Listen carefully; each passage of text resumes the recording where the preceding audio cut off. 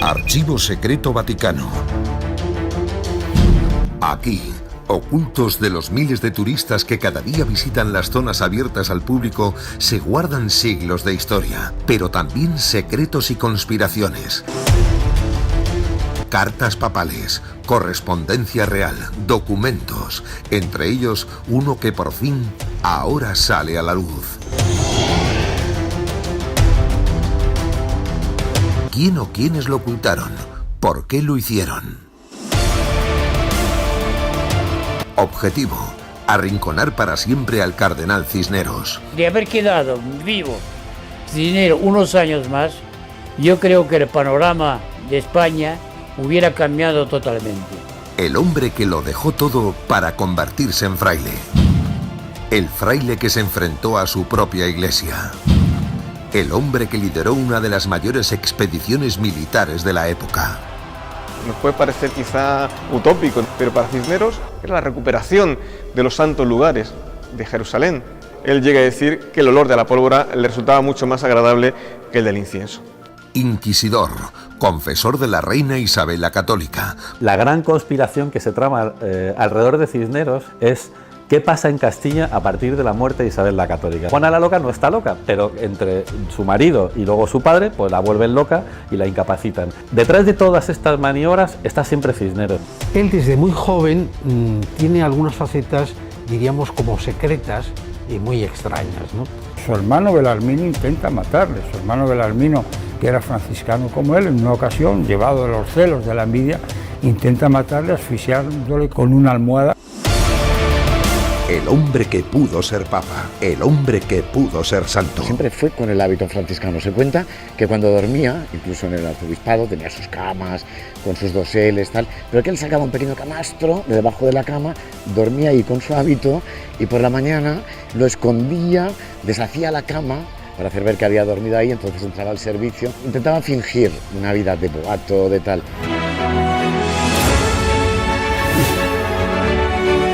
Son muchos los que le sitúan incluso por encima del cardenal Richelieu en Francia. ¿Por qué entonces su leyenda negra? Nuevas investigaciones de expertos e investigadores revelan ahora lo que ocurrió.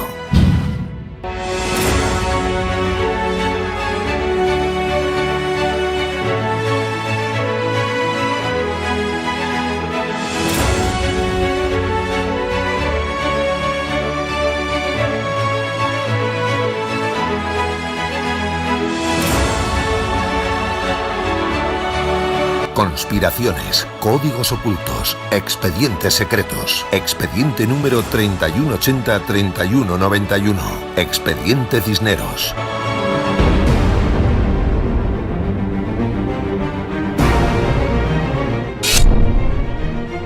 Los secretos del cardenal.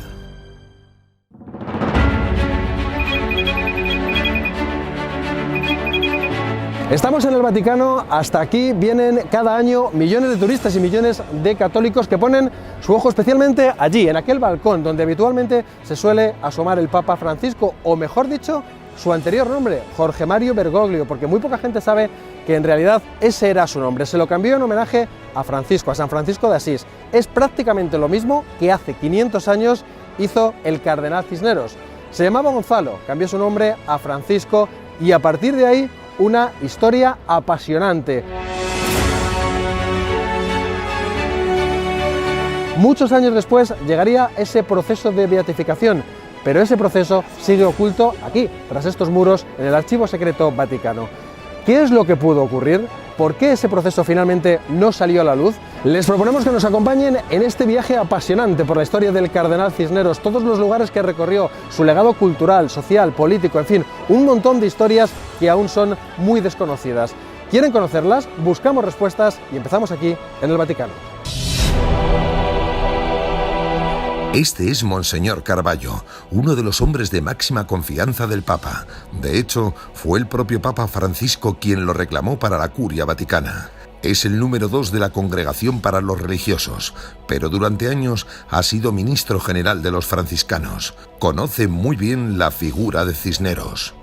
Yo situaría al cardenal Cisneros precisamente en ese filón de querer renovar constantemente la vida franciscana. Y esto lo logró gracias ciertamente al apoyo de los monarcas de su tiempo, pero se ve que tenía una buena preparación y sobre todo mucha inquietud. En primer lugar, hombre de iglesia. También fue político y después destacaría que fue un gran humanista. No podemos olvidar, él fundó la Universidad de Alcalá. Más de 100 años después de la muerte del cardenal, la universidad intentará que el Vaticano le haga santo. ¿Por qué fracasó? Para buscar más respuestas viajamos a Burdeos, Francia.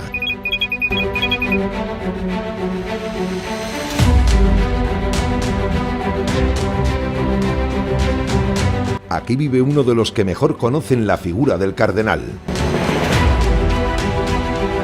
Premio Princesa de Asturias de las Ciencias Sociales y Premio Ciudad de Alcalá de las Artes y las Letras, el hispanista francés Josep Pérez es uno de los autores contemporáneos que más le ha estudiado. Los españoles parecen olvidarse totalmente de Cisneros.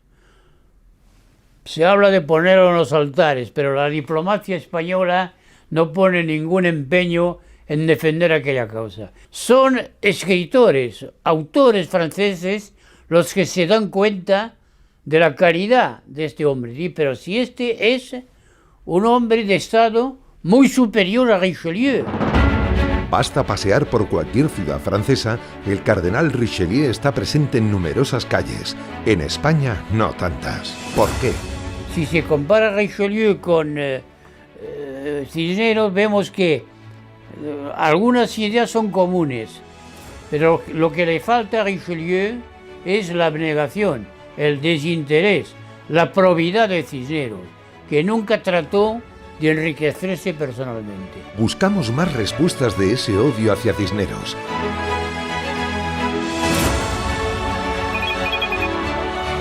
Estamos en Bruselas.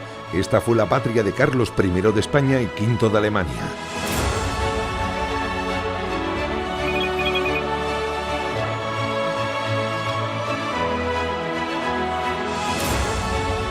Aquí también había nacido su padre, Felipe el Hermoso, conde de Flandes.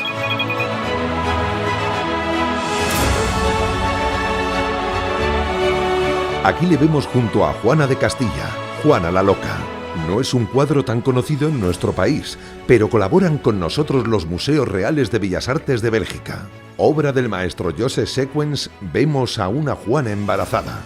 Esa es la clave. Tuvieron 6 hijos. La política de matrimonios impuestos por los reyes católicos era clave para Europa. Querían imponerse a Francia, su enemigo.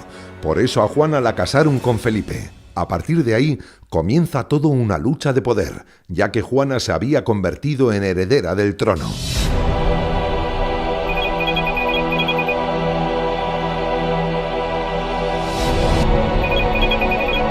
Este es el archivo de Simancas, Valladolid.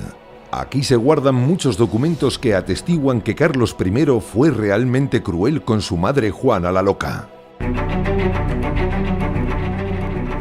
La gran conspiración que se trama alrededor de Cisneros es qué pasa en Castilla a partir de la muerte de Isabel la Católica. Juana la Loca no está loca, pero entre su marido y luego su padre, pues la vuelven loca y la incapacitan.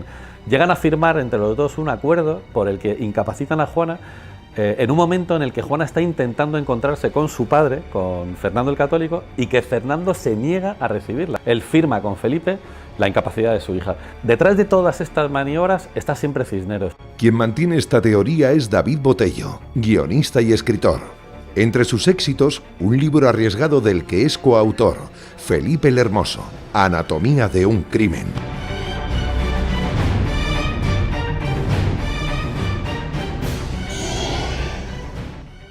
Cisneros se mueve muy bien en este entorno complicado porque consigue ser consejero de Fernando el Católico, consigue ir a negociar en nombre de Fernando el Católico con Felipe. En ese momento se alía con Juana y llega un momento que está entre los tres. La intención fundamental de Cisneros en ese momento es evitar una guerra civil, y eso lo hace estupendamente. Consigue que efectivamente los bandos de los tres reyes que hay en Castilla no lleguen a las armas. El que más ganas tenía de guerra, el que más ganas tenía de venir aquí a imponerse por la fuerza de las armas, era Felipe el Hermoso. El presunto autor intelectual de ese crimen podría ser Cisneros. Cisneros estaba en el sitio adecuado, en el momento adecuado, antes de que se cometiese ese crimen. Por supuesto, si es que fue asesinado Felipe el Hermoso, que esa es una teoría que yo comparto, y por supuesto, si Cisneros tenía ese poder que yo le atribuyo, que aparentemente tenía.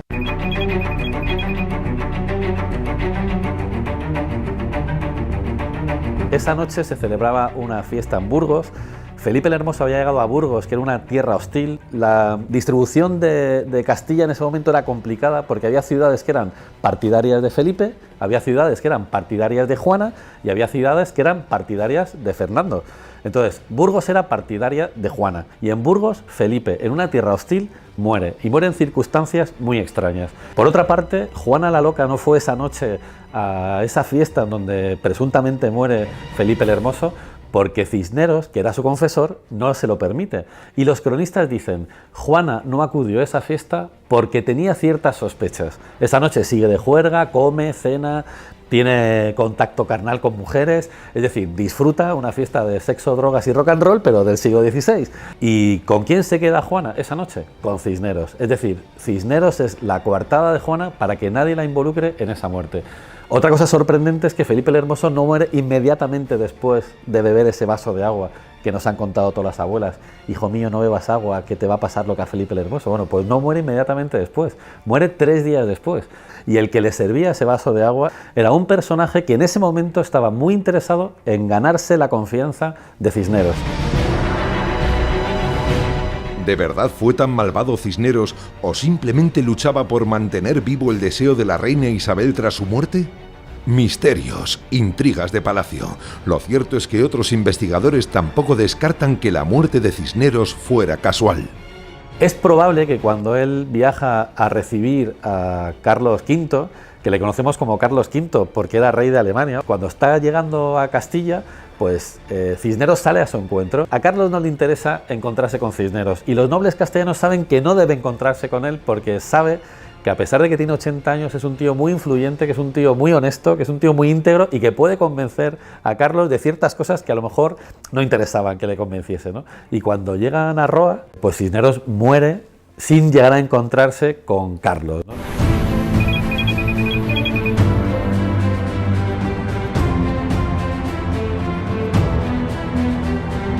Esta muerte hay quien la atribuye a un crimen también, a un asesinato, a un envenenamiento.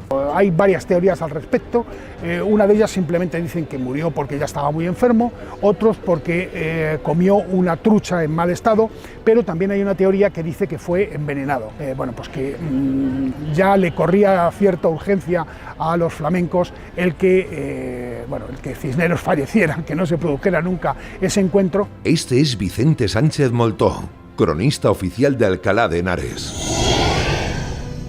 Carlos nace fuera de España, de hecho no sabía nada de español cuando llega a España, no sabía castellano. Cuando se encuentra con su madre en Tordesillas, tiene que hablarla en francés porque no conoce la lengua. El desconocimiento era absoluto y total. Cisneros lo que pretendía era un poco ponerle, ¿no? que conociera bien el sitio en el que la corona que iba a ocupar. Quizás si se hubiera encontrado con Cisneros, se habría evitado posteriormente, en el año 1521, se habría evitado la revolución de los comuneros, la revolución de las comunidades de Castilla, ¿no? Pero las luchas de poder no cesan.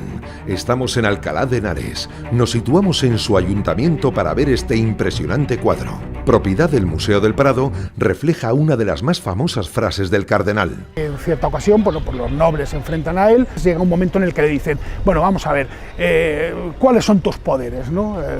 Poniéndole en duda, ¿no? Y Cisneros abre los balcones y les muestra toda una milicia que él había formado. Llegó a formar hasta 30.000 personas, 30.000 hombres, una milicia con 30.000 hombres, y pues le dijo aquella famosa frase mostrándoles a la milicia, estos son mis poderes, ¿no? Es el riesgo de ser todopoderoso. Las conspiraciones no cesan. Su hermano Belarmino intenta matarle. Su hermano Belarmino, que era franciscano como él, en una ocasión, llevado de los celos, de la envidia, intenta matarle asfixiándole con una almohada cuando estaba en su lecho durmiendo Cisneros. Y al oído del ruido, la guardia de Cisneros acude, entra en el aposento y ven que el hermano estaba intentando asesinar al cardenal Cisneros. El cardenal Cisneros le perdona. Álvaro Gómez de Castro, su primer biógrafo, cuenta que en alguna ocasión vio a Belarmino circular meditabundo, cabizbajo, amargado, pero hasta en eso demuestra a Cisneros su generosidad. Con todo el poder que tenía, perdonó ese intento de asesinato de su hermano.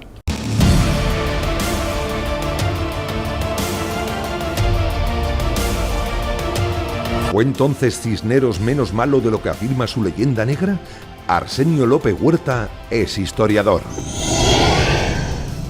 Lo que frena mucho la causa de Cisneros, sin duda alguna, es su actividad en Granada, de la que se podía hablar largo y tendido, porque cuando se habla de la quema de libros religiosos, que no otro, porque los libros de medicina se los trae aquí a Alcalá, donde implanta los estudios de medicina que inicialmente no estaban previstos en esta universidad. Parece ser que además muchos de los Coranes o libros religiosos islámicos son aportados por aquellos creyentes granadinos convertidos al cristianismo para hacer alarde de su nueva fe. Y lo curioso es que ningún cronista de la época, ni cristiano ni árabe, hablan de la quema de libros en Granada. Esto no quiere decir que no se produjera, quiere decir que probablemente no tuvo la importancia que se le ha dado posteriormente. Nadie sabe que cuando estaba en Granada, y que fue tan duro con eso, y que quemó, hizo toda una pira para quemar los libros de los Coranes y demás, se puso gravísimo a punto de morir. Y entonces llamaron a una bruja curandera mora, árabe, y la mora fue la que la curó. El cardenal Cisneros, un simple fraile que alcanzó tal poder que ni él mismo imaginó. Tanto que también se le ha llamado el Tercer Rey, título del último libro de este hombre. Pedro Miguel Lamet, jesuita, periodista y teólogo, conoce un gran número de secretos de Cisneros. Tiene algunas facetas, diríamos, como secretas. Él tenía una gran afición a las mujeres videntes, ¿no? Al principio de su trabajo como visitador y como reformador de la orden de los franciscanos, pues él fue por el camino de Andalucía y llegó hasta Gibraltar. Una de las primeras videntes con las que se encuentra es en el campo de Gibraltar, yendo a Andalucía con el burrito, con Benitillo, con Francisco Ramírez, que es de algún modo el personaje que le acompaña, y delante del peñón de Gibraltar dijo: ¡ay, si yo pudiera morir mártir defendiendo la fe en África y demás! Y entonces al día siguiente va a visitar a una bruja, una vidente, que se llamaba La Cuerva porque vestía de negro. Pues la vidente le dice: mira, usted va a ser un personaje mucho más importante que todo eso, porque va a poder gobernar en España. Claro, eso es una de las, diríamos, premoniciones que tiene y que le cambia un poco la vida, ¿no? Tenía unas visiones muy extrañas, ¿no? Y en algunas cosas incluso las defiende delante de la Inquisición. Fíjate que es inquisidor general y no se le recuerda por ser el peor inquisidor general. Cuando hay Inquisición general en toda Europa, que parece que sea un invento de aquí, y no, es una idea también importada, ¿no? Quema Coranes, pero salva muchos libros que ya los destina a la universidad. Pero también hay que situarse en el contexto de la época, ¿no? Por la diferencia de culturas, diferencia de idiomas, diferencia también de diplomacias, ¿no? No existía seguramente ese contacto, ¿no? No teníamos una ONU, no teníamos, ¿no?, unos foros así más de diálogo internacionales. Entonces yo creo que articula el discurso de la época, que es el discurso de la conquista. La edad y la cultura y la educación le van volviendo cada vez más tolerante. Pere Ponce es actor. Ha trabajado en numerosas series, películas y obras de teatro. En su última obra da vida a un Cisneros muy particular. Para empaparse del personaje no solo ha leído libros y más libros del cardenal, le acompañamos en su visita a uno de los conventos que fundó Cisneros en Alcalá de Henares. De forma excepcional, las hermanas clarisas abren los numerosos cerrojos de su clausura. Permiten que durante unas horas pueda convivir con ellas para estudiar mejor el personaje. Buenos días. ¿Qué tal? ¿Cómo estamos? Aquí custodian valiosos objetos personales del cardenal, desde su testamento original a un báculo nazarí propiedad del último rey nazarí de Granada.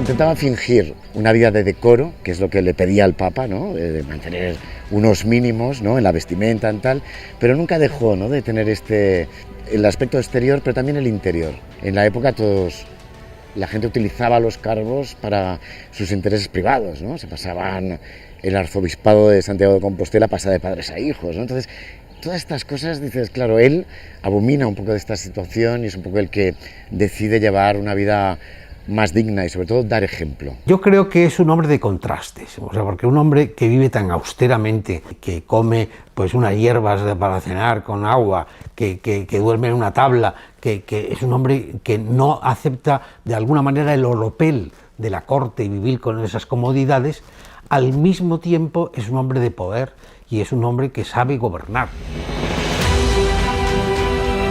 Podría llevar una carrera eclesiástica normal, pero cuando cumple 50 años, no se sabe por qué, pero lo deja todo. Se retira a un convento en el ala más austera, la más espiritual, que es el ala de la observancia. Entonces, en ese camino de austeridad es un camino que adoptará durante toda su vida, que no le abandonará. Sí que es verdad que esto le debió gustar a la reina, le debió fascinar porque le nombra para algo mayor. La reina cree que entre los que no ambicionan los cargos es donde hay que buscar a los que lo merecen. ¿Por qué le llamó la reina para ser su confesor primero y el arzobispo de Toledo después? Probablemente por indicación del cardenal Mendoza, que tenía una gran influencia sobre la reina. Si usted nombra a un grande de España, todos los demás se van a enfadar. En cambio, con este hombre, que es un fraile, un hombre de gran probidad intelectual y de gran rigor, no tendrá ningún problema. Isabel la Católica se fijó en Cisneros y le eligió como confesor después de la toma de Granada. Bueno, pues lo primero que hizo Cisneros fue intentar escaquearse. Isabel la Católica tuvo que echar mano del cardenal Mendoza para que convenciese a Cisneros a aceptar el cargo de confesor real. El segundo gran momento de rechazo de un cargo público es cuando Isabel la Católica le nombra arzobispo de Toledo, que era uno de los cargos más importantes de la Iglesia de Castilla.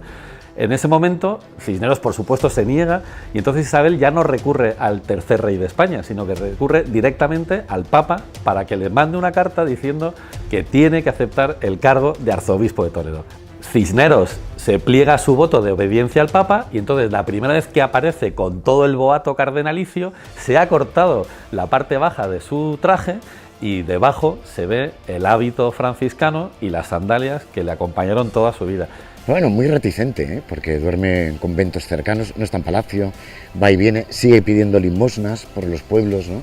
Montado en Benitillo, su burro, y entonces es una persona muy frugal, come pan, aceite, verduritas, no ambiciona nada más. Bueno, el confesor real no era solo confesor de la reina, sino también de sus hijos, entonces dentro de ese cargo, pues confesaba a Isabel, que era la hija mayor de los reyes católicos. Isabel llegó un momento que quería meterse a monja, y claro, eso fue un drama en la familia real, porque claro, ¿cómo vas a permitir que una hija princesa se te meta monja cuando lo que hacía falta era casarla con herederos de los tronos vecinos, pues para establecer alianzas estratégicas y dinásticas, ¿no? Y es cuando Isabel la Católica habla con Cisneros y le dice: a ver, Cisneros, ¿qué está pasando? Que se nos quiere meter a monja la niña, ¿no? Y Cisneros le dice algo así como: bueno, los designios de Dios son inescrutables, ¿no? Entonces Isabel le dice que, bueno, que es probable que en esos designios de Dios esté casar a Isabel con el rey de Portugal, que era Manuel. Por supuesto, Isabelita no se metió a monja porque acabó casándose con Manuel de Portugal.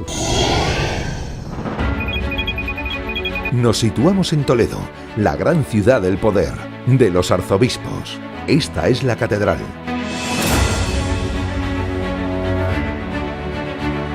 Aquí, en una capilla poco conocida, se siguen celebrando misas en el rito hispano-mozárabe, un rito muy especial a punto de desaparecer. La fundó el propio Cisneros. Aquí se detalla paso a paso cómo fue la toma de la ciudad argelina de Orán. Fue una de las mayores expediciones militares de la época. A la cabeza el cardenal Cisneros, quien viajó con las tropas a pesar de contar ya con 73 años. Cisneros siempre se mostró muy fiel a las indicaciones y a la política de la reina. Sabía que podía contar con Cisneros, que era un hombre de Estado, pues esta era la indicación que le había dejado Isabel la Católica en el testamento de 1504. No se olviden de África. Y Cisneros cumplió. Desembarcó un montón de expedición sobre Orán y la idea era de seguir desde allí por todo el África, restablecer el catolicismo en África y llegar a Egipto.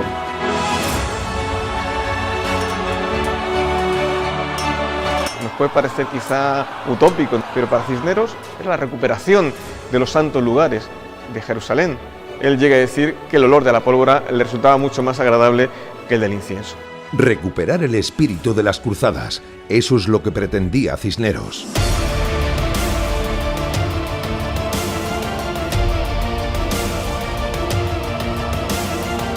Implicó un gran despliegue naval, implicó movilizar recursos, movilizar soldados y detrás de ello la persona de Cisneros.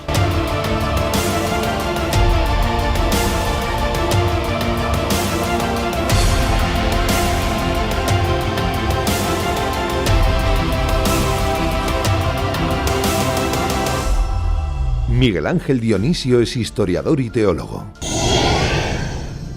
Cisneros hace representar a todos los arzobispos de Toledo anteriores a él, desde el primero, según la tradición, San Eugenio, y en último lugar se hace representar él. Como podemos observar, es una auténtica joya, una pequeña capilla sistina toledana. Pero incluso las pinturas guardan secretos y reflejan las luchas de poder. De un lado, Cisneros y Mendoza, su mentor.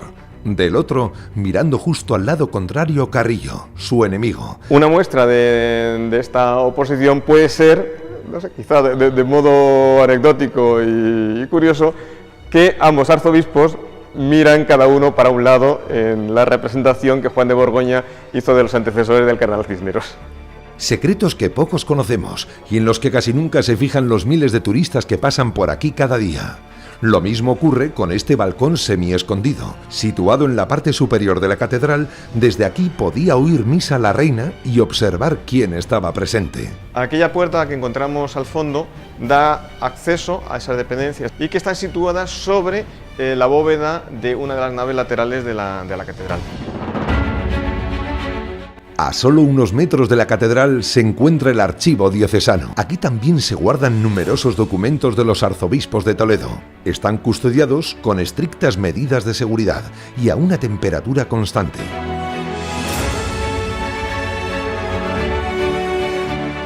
Hoy, de forma absolutamente excepcional, nos permiten sacar de sus fondos el proceso de beatificación de Cisneros. Es prácticamente igual al que se guarda en el Archivo Secreto Vaticano. ¿Por qué abrir un proceso para declarar santo a Cisneros? Un proceso de beatificación consiste fundamentalmente en recopilar toda la documentación referente acerca del personaje. Es como un acto judicial. Y al final hay que sopesar si los informes positivos son más y de mayor calidad que los negativos.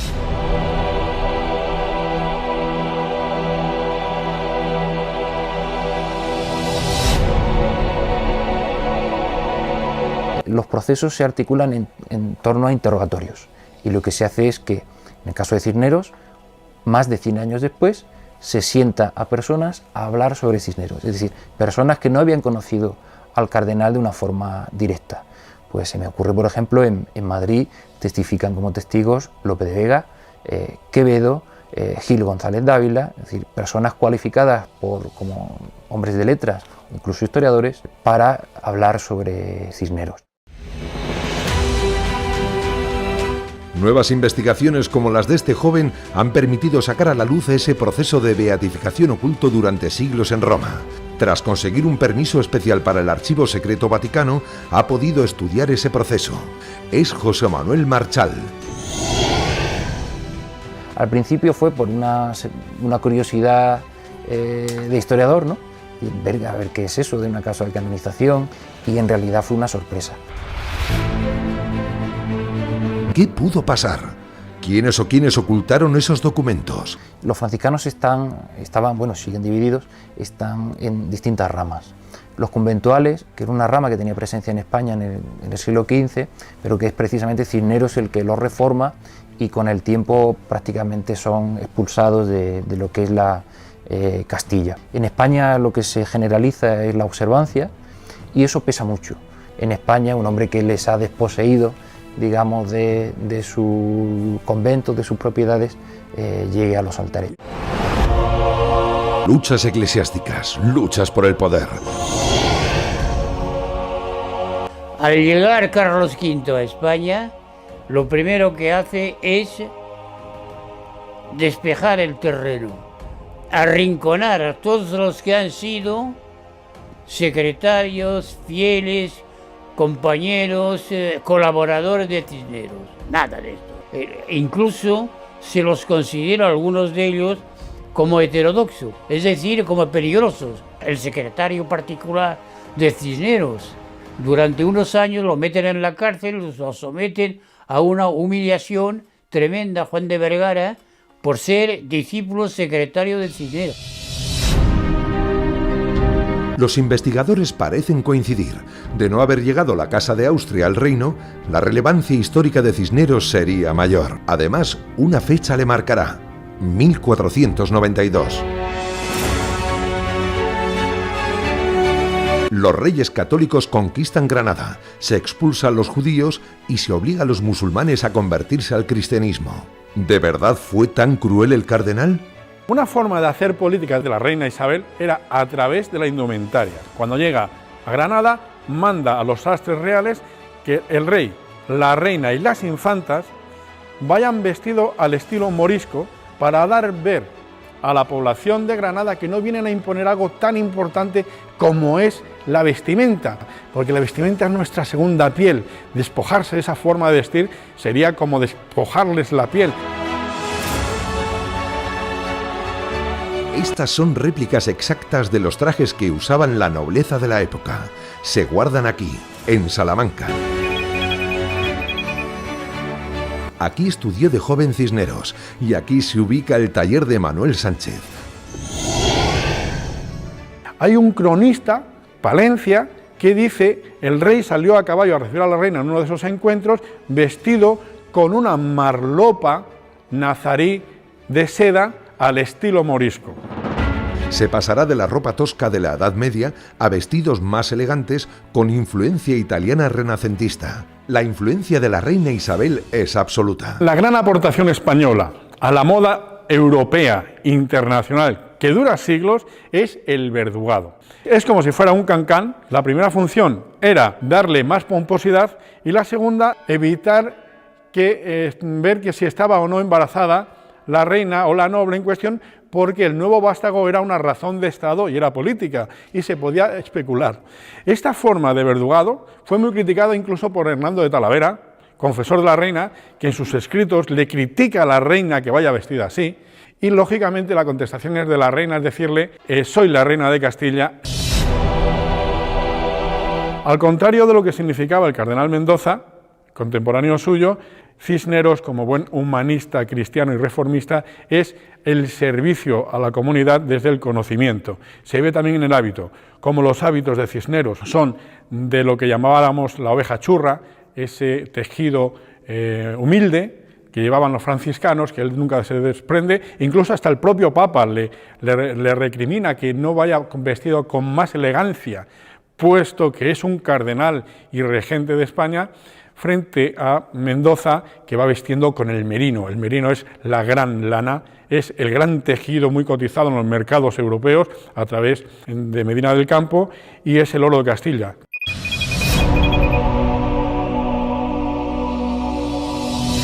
Tanto es así que estaba prohibido sacar una oveja merina sin decreto real, so pena de muerte, porque era un paño y un vellón, y sigue siendo el mejor vellón de lana. Mendoza y Cisneros. Fue precisamente el cardenal Mendoza quien acogería en Sigüenza a un Cisneros que acaba de salir de prisión. Le habían encarcelado por otra lucha de poder.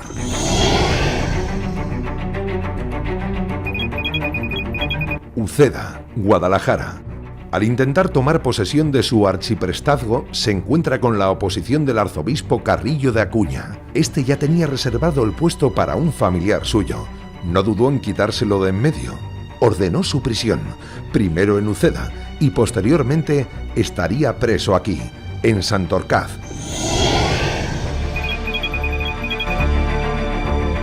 Para algunos autores meses, para otros años.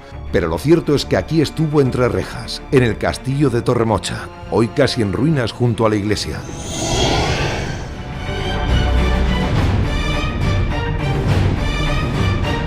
De la cárcel lo sacó el cardenal Mendoza y le trajo a la ciudad de Sigüenza, donde estamos en su plaza mayor. Quien lo conoce bien es la cronista oficial de la ciudad, Pilar Martínez Taboada. Catedral de Sigüenza. Aquí Cisneros ocuparía los cargos de capellán mayor y vicario general de la diócesis en 1480. Ser provisor en ese momento de cardenal Mendoza era dirigir la ciudad, porque Mendoza era señor de la ciudad, junto con el cabildo. Entonces aquí en esta ciudad Cisneros va a aprender a dirigir un lugar, a dirigir luego, dirigirá un país. Tras esta puerta del siglo XVII se esconde la original puerta de la cadena. Se llama así porque aquí se impartía justicia. Había días que tenía que sentarse allí, detrás de una cadena, para estar dirigiendo los juicios. Como eran los obispos los señores de la ciudad, sus representantes, que es el provisor, pues tenía que estar presente en los juicios. Claro, la justicia es completamente diferente. En este momento el señor de la ciudad era de alguna manera quien impartía justicia. Esta es la imagen más famosa de Sigüenza, la tumba del joven doncel que murió en la conquista de Granada. Nuevos estudios revelan que incluso él pudo llegar a conocer a Cisneros. Yo estoy segura que se conocieron, porque realmente hay que pensar que Cisneros es el provisor de Mendoza y la familia de Martín Vázquez de Arce, su padre, es el secretario de la hermana de Mendoza, del duque del Infantado.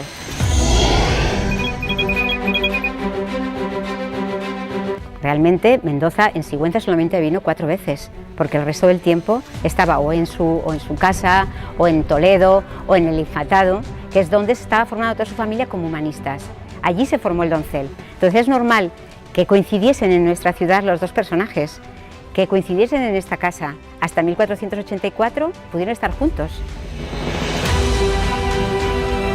Si se conocieron o no, seguirá siendo un misterio. Como también por qué Cisneros de repente en 1484, cuando tenía todo el poder de Sigüenza, decidió dejarlo todo. Los grandes historiadores pretenden saber cuál fue el fondo de esa crisis y él se retiró, se hizo franciscano observante y se retiró a la Salceda.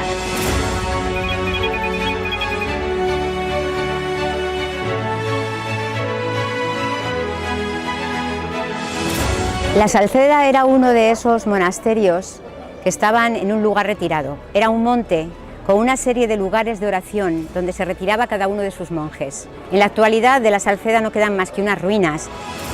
Fray Francisco Jiménez de Cisneros. Así se llamaría a partir de 1484. Decidió llamarse así en homenaje a San Francisco de Asís, fundador de los franciscanos, como haría posteriormente el actual Papa. Tenía casi 50 años. ¿Qué crisis espiritual sufrió para cambiarse incluso de nombre? Cisneros se llama así porque su familia procede de Cisneros. Su padre ya se llamaba Cisneros, su abuelo ya se llamaba Cisneros. Cisneros es un pueblecito de la provincia de Palencia, donde está el origen de la familia Cisneros.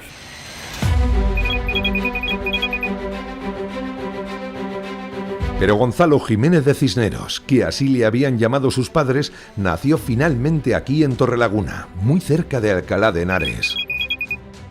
Cisneros nace en Torrelaguna probablemente en 1436. Digo probablemente porque es una fecha incierta.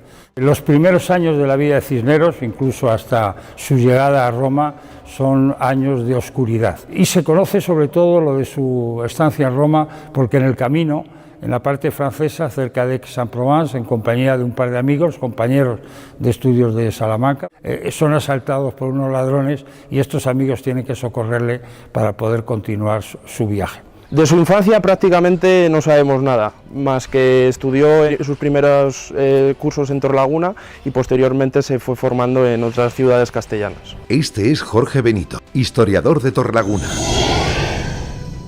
La familia Cisneros llega a Torrelaguna a finales del siglo XV con su padre, Alfonso Jiménez de Cisneros. Llega aquí a Torrelaguna y se casa con la que será la madre de Cisneros, Marina Astudillo de la Torre.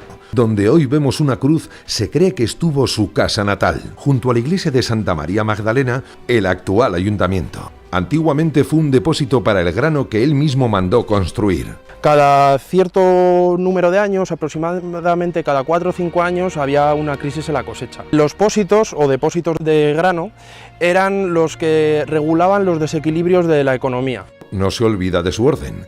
Levanta el convento franciscano de la Madre de Dios, de la que hoy solo queda su espadaña.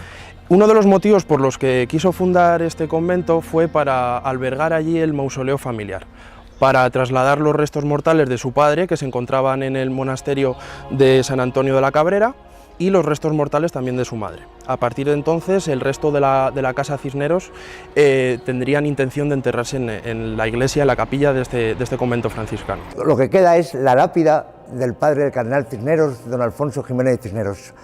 Fue traída a esta parroquia gracias a la donación de un vecino de la localidad, porque en la demolición que hubo de la casa, de su vivienda, se encontró con que algunos materiales del convento de la Madre de Dios, hoy desgraciadamente en ruinas, fueron aprovechados para muchas viviendas como elemento constructivo.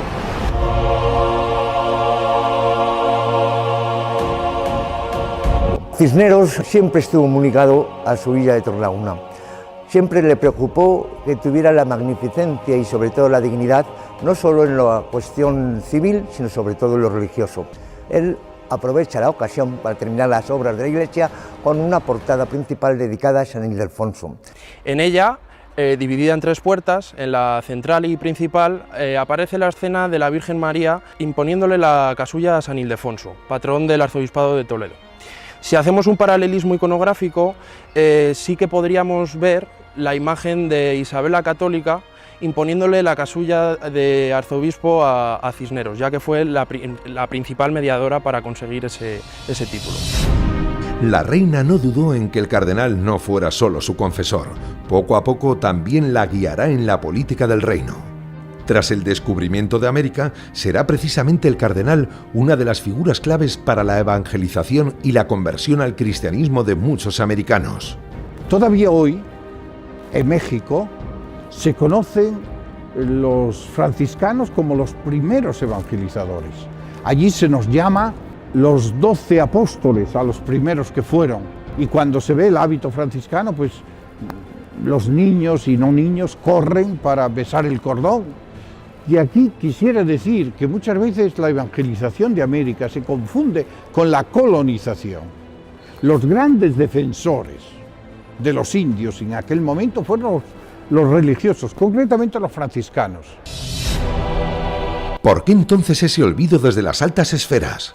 ¿Por qué nunca llegó a ser santo si tenía muchos más méritos e influencias que otros? La monarquía no consiguió que el Papa hiciera santos a las 2 personas en las que tenía más interés, Isabel la Católica por una parte y el cardenal Cisneros por otra. Antonio Alvar es catedrático de Filología Latina de la Universidad de Alcalá, la universidad que fundó Cisneros.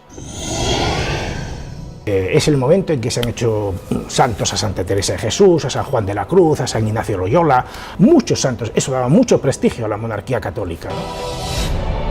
De hecho, la universidad estaba tan absolutamente convencida de que Cisneros acabaría siendo santo que construye este patio y sitúa al cardenal Cisneros en esta imagen que tenemos aquí, enfrente de un santo que ya sí que tenía la Universidad de Alcalá, Santo Tomás de Villanueva. Es decir, se le da el mismo estatus, el mismo nivel al cardenal fundador, que no es santo, que a Santo Tomás de Villanueva, que ya sí que lo es. Y en la imagen que se representa del cardenal, se le representa, bueno, pues con los que se supone fueron sus milagros. El sol, que representa el milagro que se cuenta ocurrió cuando la toma de Orán, se acababa el día, Orán no había sido tomado, y se cuenta que Cisneros le pidió al sol que esperara a tomar Orán antes de ponerse, y entonces el sol se detuvo y Cisneros pudo tomar la ciudad de Orán. Es la representación del poder. El gran gobernante tiene que serlo también en su manifestación externa. Por ese motivo, los papas tienen ese simbolismo heredado de los emperadores romanos. Bueno, pues esto es lo que está haciendo también la Universidad de Alcalá. Está haciendo eso que llamaríamos hoy marketing, ¿no? Pero el profesor va mucho más allá. Sus investigaciones parecen demostrar que aquí también se ocultaron mensajes secretos. Esta es una inscripción que no se había leído, estaba muy deteriorada por la acción del tiempo, por el frío, por el sol, y ahí lo que se dice, pura y simplemente, parece que comienza ahí, en ese lado del patio, pone amén. Y si miramos allí, lo que se ve es te amo. Y si miramos la imagen de Santo Tomás de Villanueva, el verbo amar.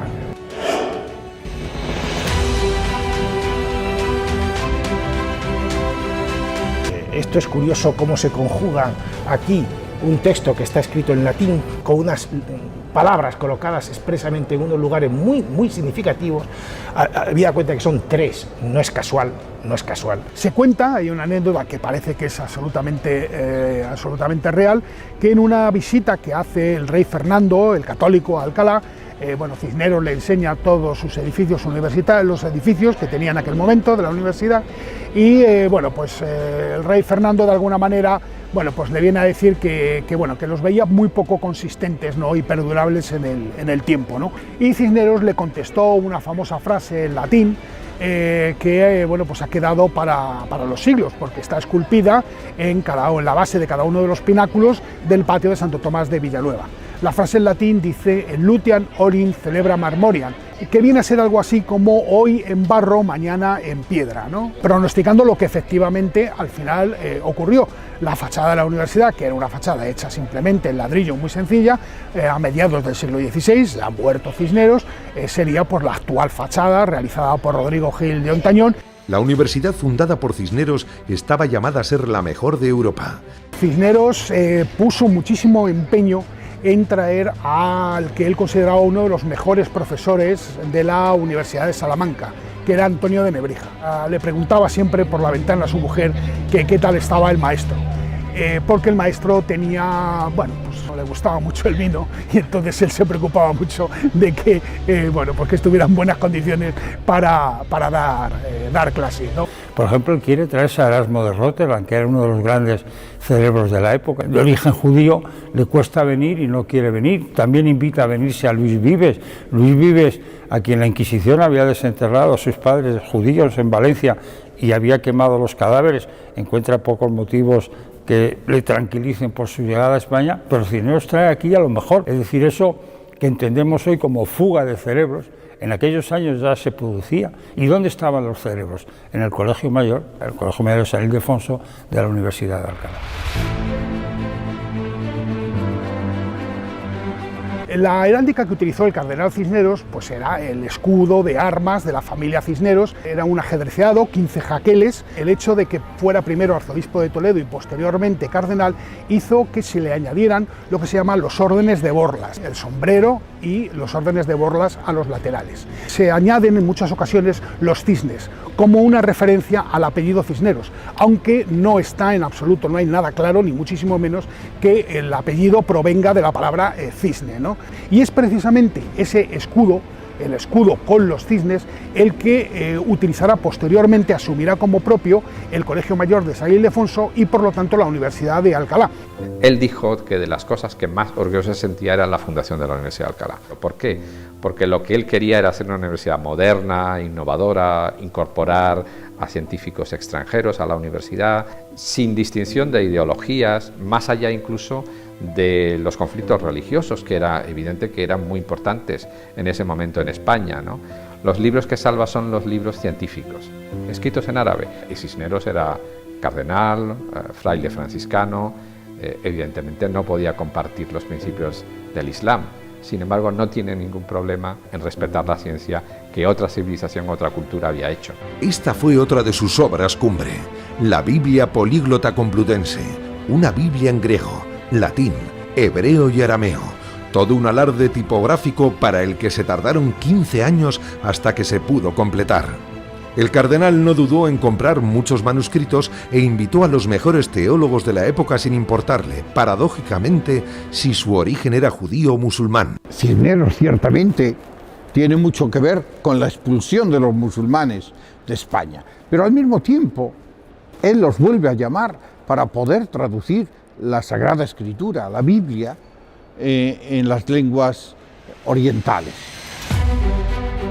Aunque en su testamento Cisneros dejó dicho claramente que quería ser enterrado en la capilla de la universidad, actualmente no es así. Sus restos están en la catedral tras numerosos avatares políticos y luchas entre instituciones. Sabemos que Cisneros estableció en su testamento ser enterrado en Alcalá de Henares, en concreto en la capilla de San Ildefonso de la universidad, y así fue, y allí permanecieron sus restos junto con el sepulcro hasta mediados del siglo XIX, cuando, debido a la desamortización de la universidad, el sepulcro y los restos del cardenal fueron traídos a esta iglesia magistral. Juan Miguel Prim es delegado episcopal para la cultura en Alcalá. Detrás de este relieve, justamente en la puertecita que se ve donde pone "aquí yacen sus restos", hay un cofre con los restos del cardenal. Aquí destacamos sobre todo la condición de Cisneros como gran reformador de la vida de la Iglesia, tanto de las órdenes religiosas como del mismo clero, de los sacerdotes, y también en aquellos estamentos que tenían que gobernar el reino, que tenían que gobernar España. Tal vez fuera ese espíritu abierto lo que frenara muchos de sus reconocimientos. Arzobispo de Toledo, candidato a papa. ¿Por qué entonces se frenó su expediente de beatificación? La beatificación en aquel momento de un hombre no es solo un acto religioso, es también una decisión de tipo político. Diversos motivos políticos, religiosos, impidieron que este proceso siguiera un proceso que quizá también se comenzó con cierto retraso. No sale porque en el siglo XVII choca con obstáculos fuertes. Llega un momento en el que retomarlo suponía tanto un gasto para la hacienda de la institución que lo retomara, tener que forzar de nuevo la influencia de la corona frente a la Santa Sede. La última carta que, cuando instancias del Arzobispado de Toledo y de la propia Corte Española, se le pide al representante del proceso de canonización en Roma que siga adelante, la causa, como se llamaba, la respuesta de este personaje es: la causa ya no es causa. Cisneros y su leyenda negra. De haberse cruzado con Carlos I, tal vez el destino de España hubiera sido diferente. Finalmente el rey entraba triunfal en Valladolid en 1517, días después de la muerte de Cisneros. La política que quiso desempeñar el cardenal ya no se llevaría a cabo. Cisneros, el cardenal Cisneros, fue uno de los personajes más importantes de la transición del siglo XV al siglo XVI. Cisneros yo creo que se destaca sobre todo por ser un genio político en la España de los Reyes Católicos. Un hombre fundamental, arzobispo de Toledo, cardenal, primado de España, reformador de las órdenes religiosas. Un profundo reformador tanto de la política del Reino de Castilla como de la Iglesia. Seguramente gracias a sus reformas el luteranismo no triunfa en España, y fue un hombre que supo entender por dónde iban los aires y por dónde iban los vientos en su época. Es un hombre que siempre hizo lo que debía de hacer. Cisneros, luces y sombras, pero pocos saben que parte de su legado y sus reformas permanecen en el siglo XXI. Fue él quien reformó al clero para que estudiaran y fueran cultos. Fue él quien impulsó planes de pensiones similares a los que tenemos en la actualidad. Además, gracias a él, tenemos 2 apellidos en España. Hasta entonces no se inscribían los nombres de los recién nacidos en el registro civil. Pocos saben que con él se incluyó el arma de artillería dentro del ejército. Así fue la vida oculta y no contada del cardenal Cisneros. En un mundo de ambiciones, se puede decir que es un político que consiguió ser no corrupto, es decir, un hombre honesto. El hombre que ponía todo su empeño en defender lo que los romanos llamaban la res pública y que él llamaba el bien común. Cisneros dice una frase que me parece brutal. Dice, el reino no es del rey, sino de la comunidad. Inquisidor y hombre de mente abierta al mismo tiempo. Hombre todopoderoso, pero también fraile sencillo. Contradicciones todas ellas que quién sabe si pudieron conllevar que nunca le hicieran santo. Un proceso que está en Roma, un proceso que está dormido, pero quién sabe. Podemos augurar que en un futuro no muy lejano pues se pudiera reabrir su causa y ciertamente pudiera continuarse reconociendo los méritos de este hombre de Iglesia y de este hombre de Estado. Su expediente, el proceso número 3180-3191, seguirá aquí, oculto para siempre en el Archivo Secreto Vaticano.